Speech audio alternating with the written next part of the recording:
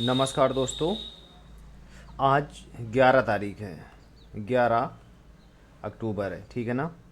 आपने ध्यान दिया होगा कि 11 अक्टूबर की जो हमने 5 क्वेश्चन का क्या किया था, टास्क रखा था, उसको आज हम पूरा करेंगे। तो क्वेश्चन आपको पहले ही मिल चुके थे, अब भाई आंसर लिखना है आपको। तो आमफर का जो मॉडल आमफर है उसके बारे में हम आपको थोड़ा सा बता दे रहे हैं। देखिए, जो आंसर होता है ना, उसका जो आपने देखा होगा, पहले इंट्रो लिखना होता है 2 से 3 लाइन में। उसके बाद आपकी बॉडी होती है, बॉडी में आपको जैसे भी डायग्राम तो ज़रूर बनाना है। उसके बाद आपको कंक्लूजन लिखना है। तो आपने देखा, भारतीय जो समकालीन भारतीय समाज में सांस्कृतिक पहचान, जो आपने सामाजिक पहचान को आकार देने के लिए सोशल मीडिया का परीक्षण कर। देखिए, सोशल मीडिया जैसे आर्टिकल 19 बोलने की स्वतंत्रता, आपके घूमने फिरने, मतलब हर एक चीज़ की स्वतंत्रता बताता है। तो इसी के बारे में आपको लिखना है। तो देखिए, सोशल मीडिया का हमारे जो जीवन है, हमारे आधार स्तंभ का कौन सा स्तंभ है? चौथा स्तंभ है। चूँकि यूएन की रिपोर्ट के अनुसार विश्व में लगभग 47% से अधिक आबादी क्या है, सोशल मीडिया से जुड़ी हुई है। ठीक है ना, इतना हमने इंट्रो लिख दिया। उसके बाद हमारे देखा कि जो भाई हमारी जो सांस्कृतिक और जो सामाजिक पहचान है वो किस प्रकार से आपके सोशल मीडिया करता है। जैसे आपने देखा होगा, ये डायग्राम हमने बना दिया। यहाँ पर देखो, विचारों का साझा करके लोगों से जुड़ने में, पढ़ने में, हमने देखा शिक्षा क्षेत्र में भी है, आपके मदद करता है। उसके बाद आपने ध्यान दिया होगा कि खबरों को पहचानने में भी आपके ये है। महोत्सव तथा प्रदर्शनी का लाइव प्रसारण, मान लीजिए जैसे केरल में कोई महोत्सव चल रहा है, उसका हम लोग घर बैठे क्या कर रहे हैं, लाइव प्रसारण देख रहे हैं। तो क्या होगा, उसकी संस्कृति के बारे में भी जानकारी कर रहे हैं, स्पोर्ट के बारे में जानकारी करेंगे। आज के अलावा जैसे जो चलचित्र जो दिखाए जाते हैं उनके बारे में, जैसे घरेलू कार्यक्रम में हो गया, जैसे महारानी लक्ष्मीबाई, जोधा अकबर वगैरह, इनके बारे में। दार्शनिक कार्यक्रम हो गए, राज्यों से संबंधित जो घटनाएं, जैसे आपने देखा सूरज कुंड का मेला है ना। तो ये सभी के बारे में हमें क्या करना है, इस क्वेश्चन के बारे में छोटा सा लिखना है। बहुत कठिन नहीं है, मैंने आपको बता भी चुका हूँ। यहाँ पर ऐसे हम लोग इसको लिख सकते हैं। उसके बाद देखिए, इसमें जैसे हमने सर्च कर देख समझते हैं माध्यम कौन कौन सा है। जैसे आपने देखा टीवी शो हो गया, व्हाट्सअप, फेसबुक, ट्विटर, ये सभी आपके क्या, स्नैपचैट वगैरह हो जाता है। लाभ क्या हो जाता है, संस्कृति के बारे में हमें जानकारी मिलती है। जैसे महाभारत हो गया, रामायण हो गया, इन सब चलचित्रों के बारे में हमें क्या मिलती है, जानकारी में। विचारों का आदान प्रदान हो जाता है। जागरूकता की फैल, भीड़ का इकट्ठा, जैसे धार्मिक कारण भी माने जाते हैं। अब जैसे कुछ चुनौतियां भी इसमें बताई गई, जैसे पश्चिमी सभ्यता भारतीय सभ्यता को बहुत ज़्यादा प्रभावित कर रही है। सोशल मीडिया में क्या हो जाता है, साइबर अपराध हो जाता है, ताकि कभी कभी गलत खबरें निकल आती हैं।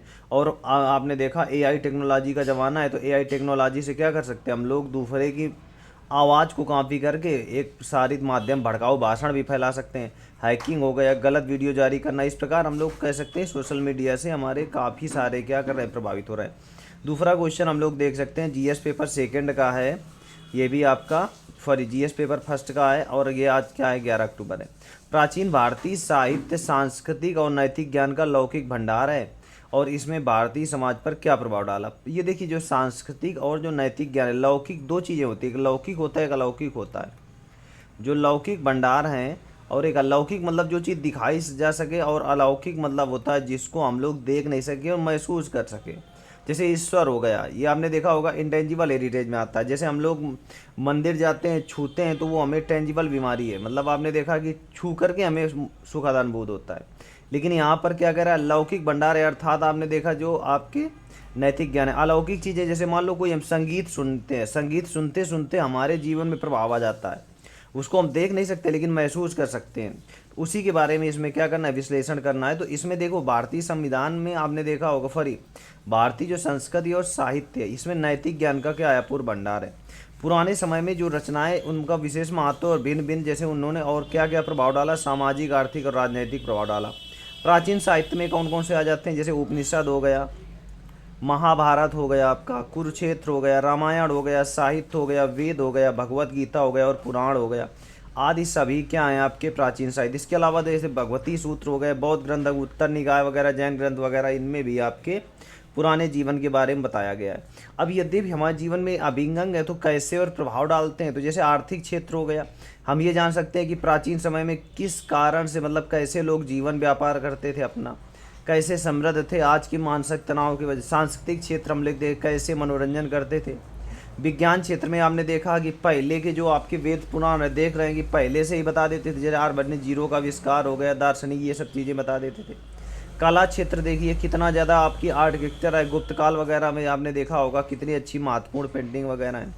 नक्षत्र कला विज्ञान के बारे में हमारे समाज में क्या पहले से ही बता दिया गया है, ठीक है ना। जैसे अर्थशास्त्र का कौटिल्य हो गया, चिकित्सा के बारे में पतंजलि हो गया, वेद पुराण आ गया है ना। तो ये सभी क्या हमारे भारतीय साहित्य और नैतिक ज्ञान में क्या करते हैं, अभूतपूर्व परिवर्तन लाते हैं। चलिए नेक्स्ट क्वेश्चन देख लेते हैं। जीएस पेपर सेकंड का ये क्वेश्चन है, ठीक है ना। जीएस पेपर सेकंड है और आपने देखा कि ये आपका 11 अक्टूबर का है। और इसमें क्वेश्चन पढ़ लेते हैं। जो राज्य विधानमंडल है, स्टेट लेजिस्लेटिव असेंबली, इनके जो सेशन होते हैं बार बार क्या होता है, स्थगित हो जाता है। तो ये स्थगित जब हो जाएगा तो काम काज क्या होता है, हो नहीं पाता। तो ये एक क्या रहे, गहरे संकट की ओर इशारा करता है, इनकी जांच की जाए। तो जो राज्य विधानमंडल, इनका उल्लेख कौन से आर्टिकल में, देखो आर्टिकल के जो आपने देखा संविधान में कितने 22 भाग हैं। और 22 भाग में जो भाग 6 है, भाग 6 में अनुच्छेद 168 के तहत क्या है, राज्य विधानमंडल की बात कही गई है। क्योंकि राज्य विधानमंडल को जो कानून बनाने की शक्ति इसको प्राप्त है, राज्यों को प्राप्त है, या तो संवर्ती सूची को कानून बनाने की शक्ति प्राप्त है। परंतु कई बार विधान सत्र क्या हो जाता है, सत्र स्थगित हो जाता है, जिसमें निम्न कारण माने जाते हैं। जैसे निम्न कारण ये माने जाते हैं, पार्टियों के बीच क्या होता है, तालमेल नहीं होता है। तो कोई किसी भी विधेयक को लेकर के उनमें क्या हो जाता है, आराम से आपस में ही क्या करते हैं, वो बातचीत नहीं करते, किसी दूसरे मुद्दे पर हमला करने लगते हैं। दूसरा आपने देखा पार्टियों का क्या है, ध्रुवीकरण हो गया। जैसे आपने देखा एक विपक्ष है, एक क्या है, सत्ता पक्ष है। तो सत्ता पक्ष वाला क्या करता है, चिल्लाता रहता है, तो विपक्ष वाला भी वो करता रहता है।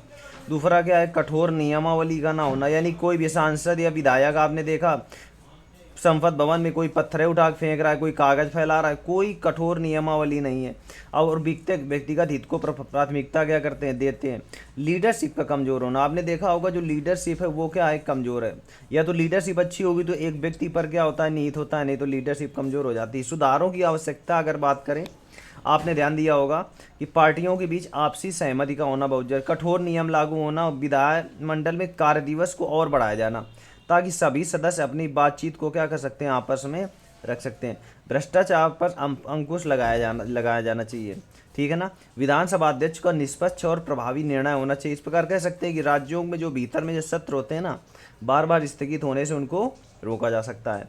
उसके बाद नेक्स्ट हम लोग देखते हैं अगला क्वेश्चन है ना, जीएस पेपर 4 का है, सॉरी जीएस पेपर सेकंड का है। आपने देखा होगा भारत में जो दुर्लभ बीमारियां हैं, तो पहले तो दुर्लभ बीमारियों के बारे में 2-3 लाइन लिख लेंगे। कई कदम उठाए गए हैं और कुछ चुनौतियां भी हैं, जैसे भारत में उठाए गए उपायों के बारे में बताइए। दुर्लभ बीमारी देखिए, मैंने एक लाइन में आपको लिखना पड़ेगा, जैसे मैंने लिखा है इसमें से, दुर्लभ बीमारी ऐसी बीमारी होती है जो स्वास्थ्य की ऐसी स्थिति जो प्रायः कम लोगों में होती है। जैसे हीमोफीलिया हो गया, एड्स हो गया, कैंसर, या ज़्यादातर, लेकिन अब ज़्यादातर हो रही है। हालांकि भारत सरकार ने दुर्लभ रोगियों के लिए इलाज के लिए 2021 में राष्ट्रीय दुर्लभ रोग नीति आपने क्या किया था, शुरुआत किया था। अब इसका उद्देश्य क्या था, जो 2021 में शुरू किया गया, इसका उद्देश्य क्या था, दवाओं के स्वदेशी अनुसंधान एवं उत्पादन पर, जैसे दवाओं है ना, तो दुर्लभ रोग बहुत महंगी दवाई रहती हैं, उत्पादन पर जोर देना, दुर्लभ रोगों के उपचार की लागत को कम करना, बहुत ज़्यादा खर्च आता है, शुरुआती में ही क्या करना, इसको पहचानने और शुरुआत में इसको खत्म करने की बात कही जा रही है, ठीक है ना। चुनौतियां देख लेते हैं। चुनौतियां जैसे क्या रहती हैं, आपने देखा होगा भारत बहुत ज़्यादा क्या है, ग्रामीण अर्थव्यवस्था वाला देश है। सभी को मालूम है क्या, ये ग्रामीण अर्थव्यवस्था वाला देश है। तो यहाँ पर जागरूकता की कमी है। बीमारी के बारे में क्या करते हैं, वो वैद्य हकीम या जादू टोटका पर विश्वास करते हैं। भ्रष्टाचार भी है। आप सरकारी अस्पताल में जाएंगे, वहाँ पे दवाएं नहीं मिल रही है। वैसे भी आपने देखा कि जो भारत में क्या है, दवाओं की इतनी ज़्यादा महंगाई है, तो गरीबी बहुत है। चूँकि आधातर का जो ग्रामीण अर्थव्यवस्था है ना, वो कृषि पर आधारित हो, कृषि मानसून का जुआ कहलाता है, तो गरीबी बहुत है। और उचित परामर्श भी नहीं मिलता है। डॉक्टर अगर प्राइवेट देखता है, सरकारी अस्पताल में गया तो लाइनें लगाए बैठा हुआ है, और वही डॉक्टर प्राइवेट में तुरंत अच्छा वो कर देता है। स्पेशलिस्ट डॉक्टरों की भी क्या है, कमी, और अंधविश्वास तो है ही है भारत में। क्लियर हो गया। तो अब एक चीज़ और देखिए, डॉक्टर कभी कभी क्या करते हैं, तो लोगों को डर, कौन सी बीमारी, आर्थिक तंगी, और डॉक्टरों का उचित व्यवहार भी क्या करता है, लोगों से दूर करता है। यदि भारत सरकार ने कई सारी आपके क्या किया है, दुर्लभ व्यापारियों को ठीक करने के लिए महत्वपूर्ण क्या उठाएं, कदम भी उठाए हैं। जैसे आपने देखा होगा 2021 में राष्ट्रीय दुर्लभ नीति को लागू करना, इसके तहत 3 गाइडलाइन जारी की गई थी। जैसे इसमें से वो रोग आते हैं जो एक बार के उपचार में सही हो जाएं, दूसरा आजीवन उपचार चलता है उनका मृत्यु तक, और वे रोग जो मतलब इनका इलाज तो उपचार तो संभव है, लेकिन लागत बहुत अधिक आती है। तो ऐसे रोग 3 गाइडलाइन किए गए। अब इस नीति के तहत जो पीड़ित व्यक्ति है ना, उसमें 50 लाख रुपए तक का क्या किया जा सकता है, वित्तीय सहायता प्राप्त की जा सकती है। इस प्रकार हम कह सकते हैं कि भारत सरकार ने क्या किया है, दुर्लभ रोगों के लिए कदम उठाए और इसमें कैसे प्रयास लोगों को जागरूक करके सोशल मीडिया के माध्यम से प्रचार करके इन बीमारियों पर कमी कर सकते हैं। अगला क्वेश्चन हम लोग देख लेते हैं, जो आंसर है जीएस पेपर 3 का है, ये आपको ध्यान देना पड़ेगा। इसमें अनियमित मौसम पैटर्न और जल चक्र के जल संसाधनों पर दबाव बना रही है। तो इसमें अनियमित मौसम पैटर्न के बारे में क्या करना है, लिखना है, ना कि जल के बारे में पूरी चीज़ें बता देना है। जैविक परिवर्तन किस प्रकार जल विज्ञान चक्र को क्या करता है, बदल रहा है। उपयुक्त उपायों पर क्या करिए, चर्चा करिए। देखो, संयुक्त राष्ट्र ने अभी रिपोर्ट जारी किया था कि विश्व का जो जल चक्र है वो अधिक क्या और अधिक अनियमित हो रहा है। जो जल चक्र होता है, पहले जल है, ऐसे बना दिया आपने, वाष्पीकरण, उसके बाद वाष्पीकरण क्या होगा, बादल होगा, बादल से फिर वर्षा होगी, वर्षा से फिर हमें जल प्राप्त हो जाती है, फिर ये तो ये रिसाइकिल आपका क्या है, ये चलता रहता है। उसके बाद अब देखो, जल चक्र में जैसे आपने देखा कमी आ रही है, जैसे आपने कुछ वर्षों में क्या हो रहा है, जल चक्र बहुत पर, जैसे वर्षा का अनियमित होना, वर्षा की अवधि का घटना, ग्लेशियर आपने देखा पिघलना है, वाष्पीकरण हो गया। उसके बाद भूजल चक्र का गिरावट हो गया, प्रदूषण की वजह से पेयजल में क्या हो जाता है, प्रतिस्पर्धा हो जाती है। इस प्रकार हम कह सकते हैं कि आपने देखा जलवायु परिवर्तन के साथ साथ वर्षा के अनियमित होने के साथ साथ जल चक्र क्या हो रहा है, बदल रहा है। अब इसमें उपाय क्या कर सकते हैं, जल का उचित प्रयोग हो गया, वृक्षों का अधिक लगना हो गया, कल कारखानों का उचित प्रयोग हो गया, लोगों को अधिक जल संरक्षण की जानकारी देना ताकि जल का कम से कम क्या हो सके, बचाव हो सके।